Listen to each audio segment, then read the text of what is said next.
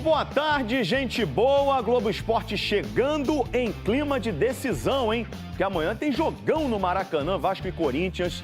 Vale o título da Copa do Brasil. A Globo vai transmitir ao vivo a partir das 5h20 da tarde, hein, gente? Com a bola rolando às 6. Esse é o último grande jogo do ano, casa cheia, ingressos esgotados. Torcida vascaína já está, claro, no clima da decisão. Deixa eu falar com o Fábio Jupa. Fábio Jupa, explica pra galera onde você tá, esse lugar sensacional, icônico para a torcida vascaína, e mostra aí o clima pra gente, meu irmão. Oi, Escobar, boa tarde para você, boa tarde para todo mundo. É isso, torcida do Vasco já mobilizada no Brasil inteiro e parte dela voltou às origens, para onde o Vasco nasceu. Eu estou no Centro Cultural Cândido José de Araújo, o Espaço Candinho, bairro da Gamboa, centro do Rio. Aqui o Vasco foi fundado em 1898. O Cândido José de Araújo foi o primeiro presidente negro da história de um clube brasileiro. Esse local aqui, além de local de exposição, debate, de preservação da memória do Vasco, é também o local onde o pessoal costuma se encontrar para assistir aos jogos. Só que hoje é véspera de decisão, Escobar, então hoje é dia de esquenta. Galera tá chegando aos pouquinhos aqui para começar a entrar no clima desse jogão contra o Corinthians. O Vasco de volta a uma decisão de título nacional depois de 14 anos, desde aquela conquista da Copa do Brasil de 2011. E é o seguinte, tem gente aqui dizendo, Escobar, que só vai emendar em duas festas. Vai começar hoje e só sai daqui do Candinho depois de amanhã, depois do jogo de amanhã contra o Corinthians, Escobar. Zé, a torcida do Vasco está dizendo que o Rio de Janeiro não está preparado para a festa que o Vasco vai fazer. Já tem gente por aí, Jupa? Mostra aí pra gente. Já tem gente aqui, eu vou te mostrar com o pessoal. Ó, símbolo da confiança. Esse aqui é o Diego. Veio de onde? Eu vim lá de Calgary, no Canadá. Tava frio ou tava quente lá? Tava muito frio, menos 18, mas eu vim pra cá só pro jogo. Veio porque tá confiante, né? Confiante, amanhã vai dar Vascão. É isso. E como você gosta de dizer, Escobar, quem tá no comando do pagode hoje aqui é o Sambarreira. Sambarreira é samba de vascaíno para vascaíno. Esse aqui é o Danilo. Danilo, me diz uma coisa. Vasco fez o torcedor sofrer um pouco esse ano. A saideira vai ser aquela grande alegria? Ficou pro final da temporada? Se Deus quiser. Depois da tempestade vem sempre a bonança. Então, nada mais merecedor do que eles nos presentearem com esse título amanhã. E qual vai ser a trilha sonora que vocês estão preparando aí para essa grande conquista que todo vascaíno espera? É mais ou menos assim, ó. Eu vou torcer, aqui eu ergui meu tempo para vencer. Muito bom, o pessoal tá chegando, essa festa vai ficar boa, hein? Deixa eu falar, recomendo. Tá chegando, é amanhã, Vasco e Corinthians no Maracanã para decidir quem vai levar a Copa do Brasil. Eu vou para lá, pro Maracanã, onde estão Ana Flávia Nunes e o Ramon Mota. O Ramon, lateral esquerdo, jogou no Vasco, jogou no Corinthians também, para bater um papo aí sobre essa grande final. Você comanda o pagode aí, Aninha. Boa tarde para vocês. Ei, Escobar, boa tarde para você, para quem está acompanhando a gente. Estou muito bem acompanhada de um campeão da Copa do Brasil. Boa tarde, Ramon. Tudo bem, Ana? Boa tarde, Escobar. Boa tarde quem está com a gente. Estamos aqui já no palco dessa grande final e, aliás, a gente tem até umas imagens belíssimas aéreas para mostrar para vocês aqui do Maracanã, imagens feitas pelo repórter cinematográfico Marcelo Bastos. Quase tudo pronto, né? Ajustes finais, promessa de um grande espetáculo amanhã, Ramon. Mas primeiro vamos falar do Vasco, né? Vasco fez o último treino de preparação agora cedo. Tudo indica que o Fernando Diniz vai repetir o mesmo time titular do primeiro jogo contra o Corinthians lá em São Paulo. Você acha que esse é o caminho mesmo? Olha, eu acho que sim, né? Até porque o Diniz gosta dessa repetição. O time vem correspondendo, né? Goleou o Internacional, né? Se a gente pegar a escalação, exceto o Piton, que jogou contra o Inter, o Pimenta entrou depois contra o Mirassol, ele gosta de manter, né? E o primeiro jogo fala muito o que foi essa escalação, o time que conseguiu desempenhar muito bem, até o Diniz citou que defensivamente o time foi muito bem no primeiro jogo, eu acho que ele tem tudo para manter para o jogo de amanhã, para essa grande decisão. Confesso, Escobar, e quem está em casa com a gente, que eu achei que eu não fosse ficar ansioso, mas eu estou aqui sentindo aquele cheirinho de final. Confesso que até a minha barriga está gelada. Ainda mais a gente está percebendo, tá, Escobar? Ansiedade por todos os lagos, tem gente sem dormir. Então, ainda mais estando o cara que esteve aí dentro, disputando grandes jogos e tal. Hoje um grande comentarista, o Ramon. E vale a gente destacar, né, Ramon? Se empatar, pênaltis e dos dois lados, goleiros muito decisivos. 2 goleiros excelentes, né, nesse fundamento, tanto o Léo Jardim quanto o Hugo Souza, 2 goleiros de seleção brasileira. Enfim, eu acho que os ataques vão trabalhar para que não chegue a esse ponto, porque no gol terão 2 goleiros excelentes nesse fundamento. Ramon, muito obrigada. Acho que vale a gente destacar também, né, Escobar, a festa que a torcida está prometendo fazer aqui no Maracanã. Ingressos esgotados com antecedência, expectativa de cerca de 70 mil pessoas. O próprio Vasco fez questão de presentear os colaboradores, os funcionários do clube com ingresso para amanhã, com camisa. Então o Vasco também está desfrutando deste grande momento que é disputar uma final de novo. Lembrando que o Vasco não conquista um título desde 2016, quando foi campeão carioca e conquistou a Copa do Brasil em 2011, Escobar. A hora é essa, então. Valeu, Ana Flávia Nunes. Ramon, um abraço pra você, meu irmão. Querido Ramon, tá arrasando, comentando ele aí com a gente. Olha aí, eles falaram, 2 goleiraços da final, né? Léo Jardim e Hugo Souza, heróis nas semifinais. Cada um pegou 2 pênaltis e amanhã podem brilhar novamente se o jogo terminar empatado. Olhe bem pra esse menino. Esse aí é o pequeno Hugo Souza. Apesar de ter sido revelado como profissional pelo Flamengo, foi no Vasco que ele deu os primeiros passos no esporte. Aos 5 anos, foi aprovado como goleiro do time de futsal. Pouco a pouco, a carreira deslanchou. Pelo sub-20 do Flamengo, se acostumou a enfrentar o clube de São Januário e chegou a ser decisivo na conquista da Taça Guanabara de 2019, quando pegou 2 pênaltis. Amanhã, defendendo o Corinthians, ele encontra mais uma vez o Vasco em uma decisão. O nível de tensão de uma final é sempre mais alto que o normal, né? É uma final de campeonato, onde as 2 equipes querem ganhar, onde qualquer detalhe ele pode fazer a diferença no jogo e no resultado final. Esses detalhes podem passar justamente pelos goleiros. As 2 semifinais da Copa do Brasil foram decididas nos pênaltis. Contra o Cruzeiro, Hugo Souza parou o Gabigol e o Wallace. Defendeu Hugo Souza! Léo Jardim também defendeu 2 cobranças diante do Fluminense, de John Kennedy e Canóbio. Léo Jardim!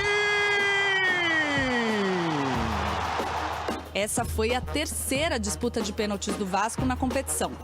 Ao todo, Léo pegou 6 batidas. E já está estudando os jogadores do Corinthians desde o primeiro jogo da final. Mesmo quando é um jogo que não tem a chance de ir para uma decisão de pênaltis, a gente sempre tenta se preparar, porque pode ter os pênaltis durante os 90 minutos, então a gente tenta estar o mais preparado possível para isso. Então agora é intensificar o que a gente conseguir de análise, de preparação, para poder estar pronto, independente do que acontecer no jogo. O jogo no Maracanã amanhã começa empatado. Nem Léo Jardim e nem Hugo Souza foram vazados na Arena do Corinthians. Se continuar assim, os goleiros vão ter mais uma chance de brilhar. Espero que não precise ir para os pênaltis, espero que a gente consiga fazer um jogo consistente, consiga o resultado nos 90 minutos, mas se a gente tiver que ir para os pênaltis, eu vou fazer o meu melhor, buscar estar o melhor preparado possível para poder ajudar o Vasco. Torcida do Vasco, saudade, hein? Daquele trem-bala da colina. Pois é, a gente chamou 2 caras daquele time para falar da campanha do título da Copa do Brasil em 2011. Curitiba. 8 de junho de 2011. Você que se liga na Globo, se liga no clima da decisão da Copa do Brasil 2011. Há 14 anos o Vasco era campeão da Copa do Brasil. Torcedor do Vasco, solta o nó que está entalando o grito de campeão da garganta. 11 anos depois, o clube de regatas Vasco da Gama conquista um título inédito na sua história. 8 anos sem título, a torcida merece, cara, porque eles sofreram demais. Vamos! Tá chegando aí o trem-bala da colina. Vai pra cima, é o trem-bala da colina. Quando se fala em união, na tua carreira, qual é o time que você teve mais união e se chegou perto da sua família? Eu falo de 2011. Essa família que o Basso citou, que foi se formando, a gente foi criando um amor gigantesco por esse clube. Vasco que vai em busca de um título inédito na sua história. a Copa do Brasil. Eu lembro exatamente assim, no primeiro jogo contra o Comercial, né? A gente sabia que seria um jogo complicado por ser estreia também da Copa do Brasil. Eu tive a felicidade de fazer o primeiro gol. O Felipe Bastos mandou uma bomba com o pé direito. E ali se inicia a nossa trajetória dentro da Copa do Brasil. Tirando a final, o segundo jogo da final, eu acho que esse jogo em Curitiba contra o Atlético foi o mais, para mim, foi o mais difícil. E no segundo tempo, acabo cruzando uma bola ali, né? Que é o Diego que faz o gol. Sobrou pro Diego, bateu! É golaço! Pegou de prima, de bate pronto no ângulo, sem chance pro Renan. A gente é parado na rua hoje, e os torcedores, eles relatam para a gente assim: Ramon, dia 8 de junho eu estava em tal lugar, com tal roupa, fazendo isso, na hora do gol eu fiz aquilo, eu chutei isso. Eles detalham cada coisa daquela noite. Cara, é porque eu tô de manga longa, mas eu tô arrepiado.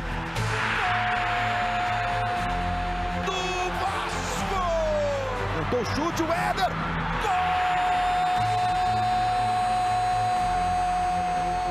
Clube de Regatas Vasco da Gama, campeão da Copa do Brasil de 2011. O destino trazendo o título para dentro de um Maracanã cheio, lotado e, logicamente, respeitando a equipe do Corinthians. Eu falei isso há pouco tempo, depois que o Vasco ganhou de 6-0 do Santos. O Vascaíno voltou ontem a acreditar que pode brigar pelo título, não brasileiro, mas que a gente tem a Copa do Brasil. Tá aí a oportunidade desses jogadores marcarem história. Essa torcida que nunca abandonou o clube merece ser campeão.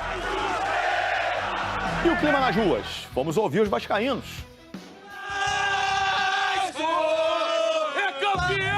Vai ser 2-0 o Vasco, um gol do Ryan, um gol de Verratti de cabeça. A barreira vai virar baile. E se for pro pênalti, nós temos um dos melhores goleiros do Brasil. O cara é psicólogo nisso aí pra pegar pênalti. A barreira vai virar baile. Vamos pra agora que depois de domingo vai ficar mais caro. Valeu, tropa? Minha expectativa é das melhores, porque eu tô esperando um título já há muito tempo e a torcida merece esse título. Nós vamos brincar no Maracanã. Domingo não tem pra ninguém. É uma festa bonita, linda, que a nossa torcida vai fazer domingo no Maracanã. Vascão na cabeça. Tudo nosso. Domingo 1-0 Vasco, campeão, acabou, Copa do Brasil, é nóis. 2011 e 2025, aposta aí. Tudo nosso. É campeão, Vasco! Vou torcer pro Vasco porque eles merecem. Minha família é toda vascaína. Eles estão jogando com raça. Vou ter que torcer pro Vasco. Isso aí. Que vença o melhor. Vascão!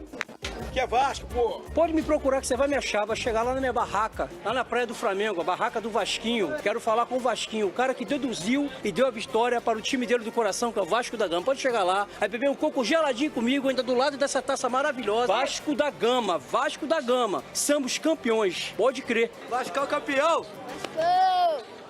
Final da Copa do Brasil, então, amanhã, ao vivo na Globo, a partir de 5h20 da tarde. Sei lá, tô sentindo. Vasco vai ser campeão, hein? E aí, tá tudo aberto para a final? Números de Vasco como mandante e Corinthians como visitante.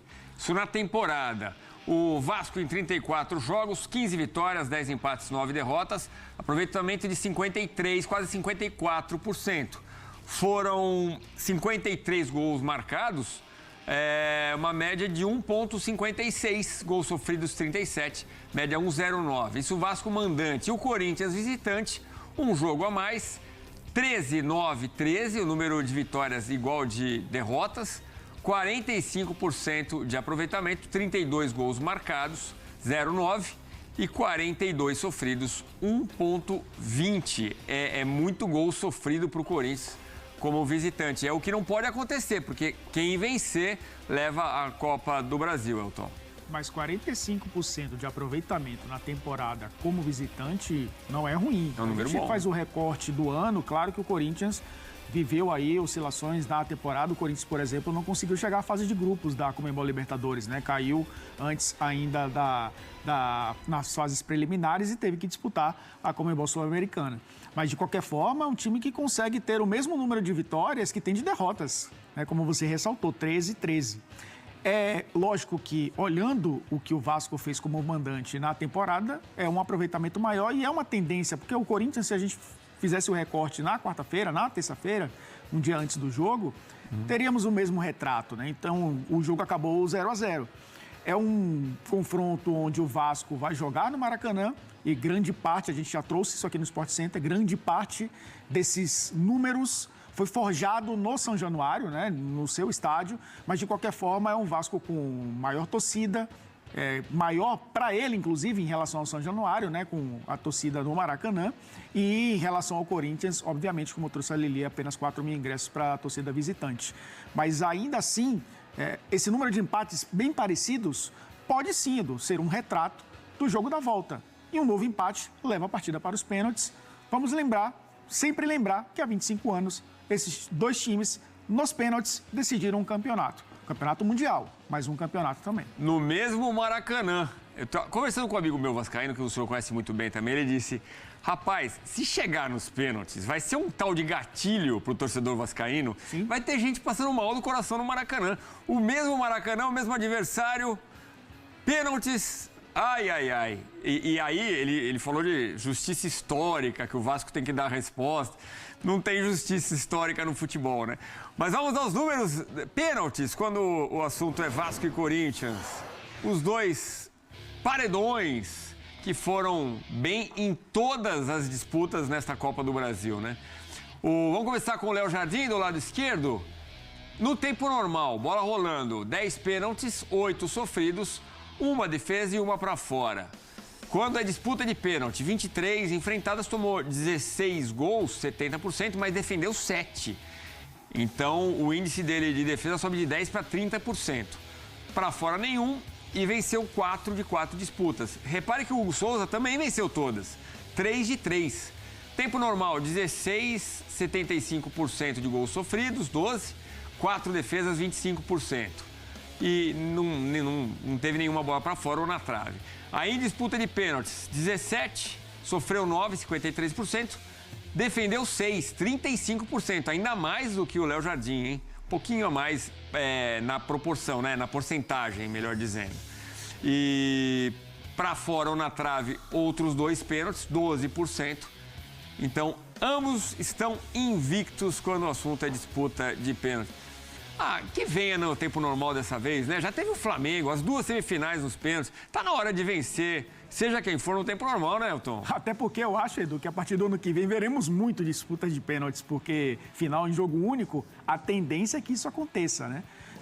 A gente tem que ver os pormenores também, se terá prorrogação, ou se vai direto para a disputa de pênaltis. A CBF ainda vai divulgar o regulamento da Copa do Brasil do ano que vem, mas essa pode ser, sim, decidida nos 90 minutos, até porque são 2 equipes que têm boas valências defensivas e mostraram isso no jogo de ida, mas tem jogadores que são decisivos na frente, né? De um lado, o lado mandante, você tem o Ryan, que vive o grande momento da carreira, e do outro, queira ou não, mesmo com as oscilações, você tem o Memphis, você tem o Yuri Alberto, são jogadores importantes também em jogos decisivos. O próprio Garro, que jogou muito bem o segundo tempo contra o Cruzeiro, né? O próprio Garro. E do outro lado você também tem o Felipe Coutinho, que é um cara da experiência. Você tem o Paulo Henrique, que até gol em seleção brasileira fez. Você tem os pontas que têm jogado bem, né? Então acho que isso pode também ser um diferencial no domingo, levantando a bola para você cortar agora com essa tela. Pois é, aí a gente tá vendo os números dos atacantes. O Ryan, 56 jogos, 20 gols, 0,36 em média e 1 assistência. Enquanto o Yuri Alberto, 57 jogos, 18 gols. Uma média boa, né? 0,32 por jogo e 2 assistências ainda. O Ryan cresceu durante a temporada, ganhou um espaço muito importante. O Yuri, ao contrário, deu uma queda, né? Sim. Só para voltar no tema anterior... Os números melhores, não só por conta dos gols marcados, mas os números do Ryan são melhores do que o Yuri Alberto no contexto geral. Porque a gente está comparando um cara que começou a temporada como um ponta e no meio da temporada virou um jogador central, um atacante central, contra outro que já faz essa função desde que chegou ao Corinthians, praticamente.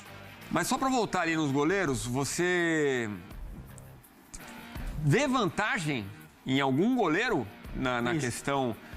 se for para pênalti, você acha o Hugo Souza ou o Léo Jardim superior? Assim como eu acho o Ryan superior ao Yuri Alberto nos números por conta até do contexto que eu trouxe, eu acho o Hugo Souza superior ao Léo Jardim nesse sentido também. Inclusive, um desses pontos foi que fez com que o Ancelotti olhasse para o Hugo Souza, né? Em entrevista ao nosso Pedro Ivo Almeida, né? Uma entrevista exclusiva com o Carlo Ancelotti, ele falou sobre experimentar o Hugo Souza e falou sobre essa questão da importância de ter um goleiro que defenda pênaltis e ele vê no Hugo Souza esse potencial. Ele defendeu a possibilidade até de, numa disputa de pênalti, trocar o goleiro. Exatamente. Como fez a Holanda lá atrás com o Van Gaal, né? O Van Gaal tirou o Silensen e colocou o Tim Krul, né? Ele acabou, inclusive, sendo importante. E a gente está falando do Corinthians, que não ganha desde 2017, quando foi campeão brasileiro, do Vasco desde 2011, Copa do Brasil.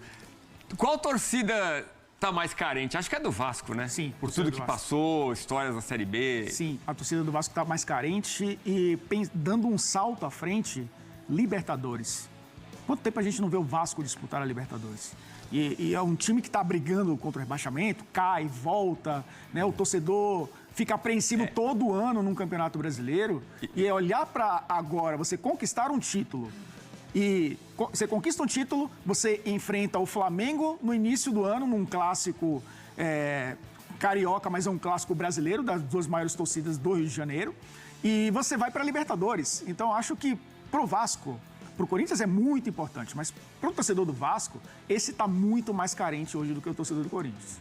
O vascaíno que olha e fala assim, os três foram pro Mundial.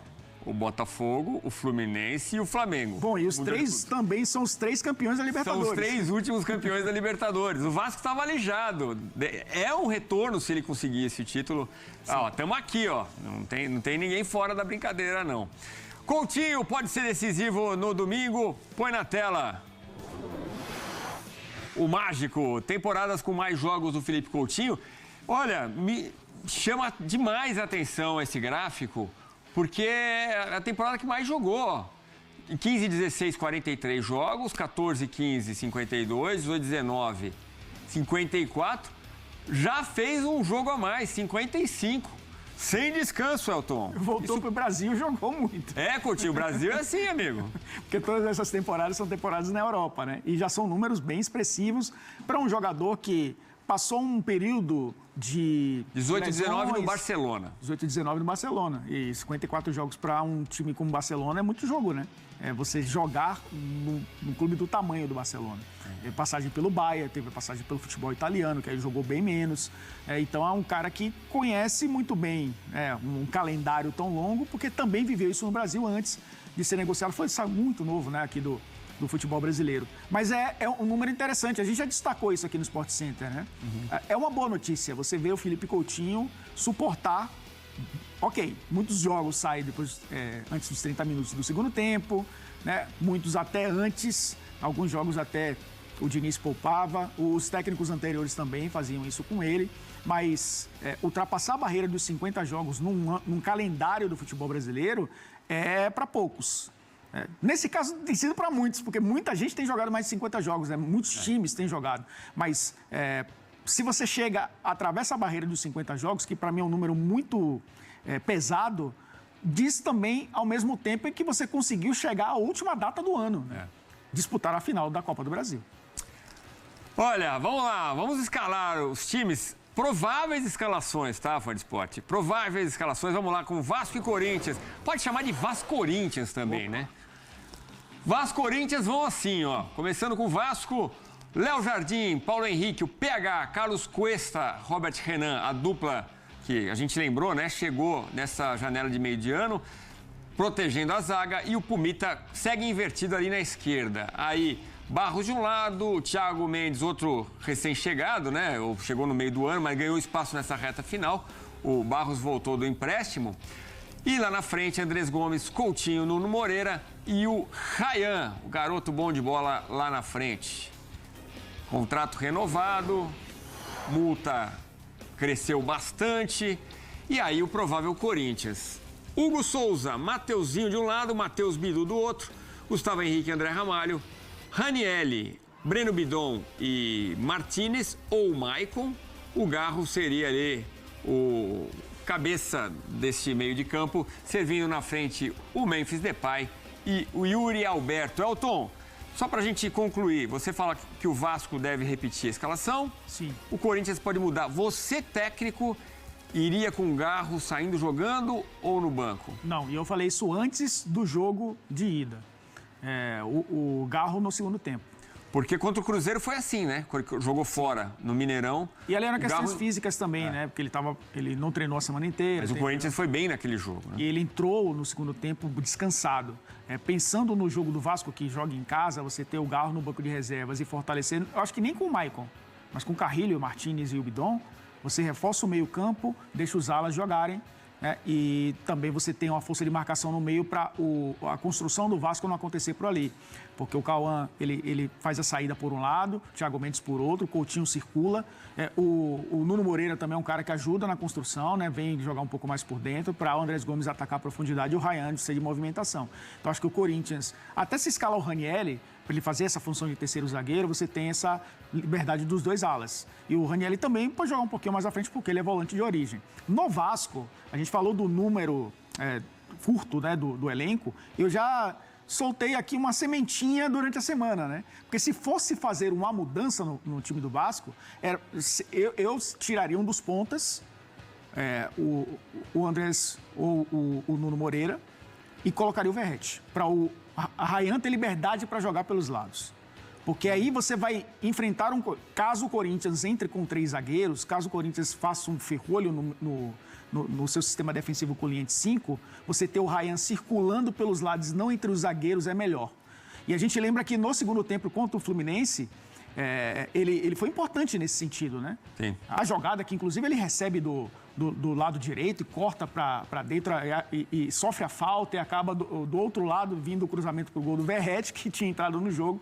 Então, acho que se fosse para mexer um pouquinho no Vasco, seria nesse sentido. Mas, claro, depende muito do que o Corinthians apresente nessa escalação de domingo.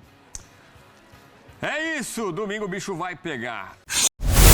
Bom, vamos continuar falando, porque amanhã, Ciro, tem a finalíssima da Copa do Brasil, Vasco e Corinthians, tá tudo aberto. Agora, quem viu esses dois times no Brasileirão, é claro que não esperava essa final. Nem o torcedor mais otimista esperava. Vamos conferir como é que o Vasco chegou até aqui na Copa do Brasil. São anos de luta e sobrevivência. A imensa torcida, bem feliz, como diz o hino, há 14 anos não entrava em campo para disputar uma decisão nacional. O torcedor do Vasco está confiante de amanhã poder sim voltar a sorrir. A torcida, como sempre, vai empurrar o time e vamos para cima deles e rumo à vitória, ao título. Em 2024, o sonho bateu na trave, parou na semifinal. Esse ano já foi além.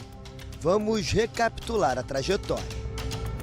Sem regalias do regulamento, o time estreou na primeira fase contra a União Rondonópolis em fevereiro, no estádio Kleber Andrade, em Cariacica. Com todos os gols marcados no segundo tempo, os cruzmaltinos venceram por 3-0 e avançaram para a segunda etapa. Um duelo carioca e também sem muito esforço para o Vasco, que no Nilton Santos aplicou 3-0 no Nova Iguaçu, com direito a 2 gols de Coutinho. Um deles, uma obra de arte. Assim como na primeira rodada, Ryan também marcou. Contra o Operário na terceira fase, o Vasco não vivia bom momento na temporada. Fábio Carille tinha sido demitido após forte pressão da torcida. E Felipe comandou o time de forma interina no Paraná. E na volta em São Januário, Fernando Diniz já era o técnico. Com um desempenho ruim, o Vasco empatou os 2 confrontos em 1-1. Foi nesse momento que surgiu um dos protagonistas da campanha, Léo Jardim. O goleiro pegou 3 penalidades e classificou o Vasco para as oitavas de final. Nas oitavas, CSA e Vasco fizeram um jogo movimentado, mas sem gols em Maceió. De volta ao Rio de Janeiro, os cariocas estavam a 7 jogos sem vencer e responderam com um ótimo primeiro tempo de 3 gols marcados. O CSA até descontou na etapa final, mas avançou o Vasco. A vitória é muito importante hoje. Acho que é um campeonato que a gente agora está entre os 8 classificados. Um campeonato que o Vasco faz desde 2013, né? Que é 11 que ganhou, né, o Vasco, né? Já faz 14 anos que teve a última conquista. E a gente tem o nosso quinhão de chance gente tem um 1/8 de chance de ser campeão nesse momento. A partir daqui, o sorteio trilhou um futuro de rivais regionais. Nas quartas de final, o Botafogo era um dos favoritos ao título. Os confrontos foram equilibrados. 1-1 em São Januário e outro placar igual no Newton Santos. Outra vez disputa por pênaltis. Outra vez, Léo Jardim. O camisa 1 pegou o pênalti do principal cobrador alvinegro, Alex Telles, e colocou o Vasco na semifinal, igualando a campanha de 2024. Vasco e Fluminense. A semifinal foi disputada com 2 confrontos no Maracanã. No jogo de ida, os tricolores saíram na frente. Ryan e Verrete, já no último minuto, viraram para o Vasco. 2-1. Na volta, o time de Fernando Diniz foi melhor em campo, mas saiu derrotado com um gol contra, levando a decisão para os pênaltis. Lembram do protagonista? Pois bem, lá estava ele de novo. 2 vezes Léo Jardim, Pumita converteu e o Vasco voltou a ser finalista depois de 14 anos. O primeiro jogo da decisão contra o Corinthians foi amarrado. O time da casa pouco conseguiu criar em Itaquera, mas o Vasco também não aproveitou as oportunidades de sair com a vitória. 0-0. Participando desde a primeira fase, o Vasco já garantiu uma premiação de 57 milhões de reais na Copa do Brasil. O valor é superior ao arrecadado pela equipe nas últimas 6 temporadas disputando a competição. E se vencer o Corinthians na decisão, o prêmio vai superar os 100 milhões de reais. A gente sabe o que a gente tem a chance de proporcionar para essa torcida e conseguir colocar o nosso nome na história do clube, de um clube tão grandioso como o Vasco. Mas, como eu falei, a gente sabe que não tem nada decidido, a gente sabe que está tudo em aberto. A gente estar focado, se concentrar em fazer um grande jogo para poder sair com esse título no domingo. Quando pisarem no Maracanã lotado com mais de 60 mil ingressos vendidos, amanhã, às 6 da noite, Vasco e Corinthians vão reeditar a final do Mundial de Clubes de 2000. Época que as equipes eram protagonistas. Momentos que o torcedor cruzmaltino há anos sonha em reviver e que para muitos dos corações infantis vai ser inédito. O torcedor do Vasco Ciro, tá querendo tirar da garganta aquele grito de campeão que tá ali entalado, ó, há muito tempo, depois de um ano muito complicado. Agora, para conseguir isso, também vai ter que quebrar um tabu, um pequeno tabu, porque os dois se enfrentando em confrontos de Copas, né? O Corinthians, em 7 confrontos, venceu 6 vezes. Precisa fazer bonito diante da torcida. O Vasco tem capacidade para isso? Tem capacidade para isso. É um jogo sem favorito, na minha avaliação. Kalinka são 90 minutos, talvez um pouco mais, né? Para o coração aguentar. Ultimamente, a gente tem que sempre ter os pênaltis. Sempre tem um pouco mais, né? Prorrogação, pênalti. E os goleiros brilhando cada vez mais, né? A impressão que a gente tem é que os goleiros, eles conseguiram uma evolução técnica e tática. Não estou nem falando do goleiro que pegou 4 pênaltis lá contra o Flamengo. O russo, com a toalhinha mágica dele. Aquela coisa foi sensacional. Cara, foi demais, né? Foi demais. Então eu acho que é sem favorito, com perfis diferentes de seus comandantes, né? 2 treinadores que apostaram tudo na Copa do Brasil, porque realmente no Campeonato Brasileiro não estava bem. Os dois assumiram as suas equipes para tentar livrar do rebaixamento no Campeonato Brasileiro, que a gente sabe que é sempre um fantasma. 2 equipes que já disputaram a Série B, sabem o peso disso, peso inclusive financeiro, não só financeiro, tem o lado psicológico também, tem o lado do patrocinador, tem o lado do torcedor que sofre bastante, e aí aquela tiração de sarro, né? Você imagina um ganhando uma Libertadores, no caso lá o Flamengo, e o outro disputando para cair. E a gente teve, curiosamente, o Flamengo disputando um título gigante e o Vasco também, né? Deixando até Botafogo e Fluminense no meio do caminho. Fluminense que foi do Diniz que foi campeão da Libertadores, e o Vasco, por outro lado, vivendo também a sua dificuldade. Teve lá problema com a SAF, enfim. os dois vivendo um inferno astral. Um dos dois vai ter que perder e nem por isso vai ser terra arrasada. Chegaram à final de Copa do Brasil, que é uma competição super importante, a partir do ano que vem dando 2 vagas, né? Os 2 finalistas vão conseguir chegar... O primeiro colocado, né, o campeão, vai com vaga direta para Libertadores e o vice vai para pré. E é muito importante isso, porque é uma competição que é muito mais do que o brasileiro, porque é realmente uma competição mais democrática. Você pega time do Brasil inteiro, o Campeonato Brasileiro são 20 equipes, não traduz a dimensão que é o futebol brasileiro. Mas falando dos dois, o Corinthians dificilmente repete 2 jogos muito ruins como foi esse primeiro jogo. E o Vasco... E vem jogando fora de casa bem, né? Contra o Cruzeiro foi assim, por exemplo. Então, e as 2 equipes perderam apenas uma partida na Copa do Brasil. O desafio muito maior do time do Vasco, muito mais difícil para o time do Vasco, que empatou, é verdade. O Corinthians ganhou mais jogos do que o Vasco, mas o Vasco entrou na primeira fase. Então, já vem lá desde fevereiro lutando para chegar a essa decisão. Não dá para apostar num favorito, mas eu acho que vai ser um grande jogo, diferente do que foi a primeira partida. Eu pensei que ele ia falar o placar. Não dá para apostar, mas eu acho... Não, não dá para... Não dá. Tá bom, eu acho que até pode ir para os pênaltis esse jogo. Olha aí. Se é Vasco, tá na colina.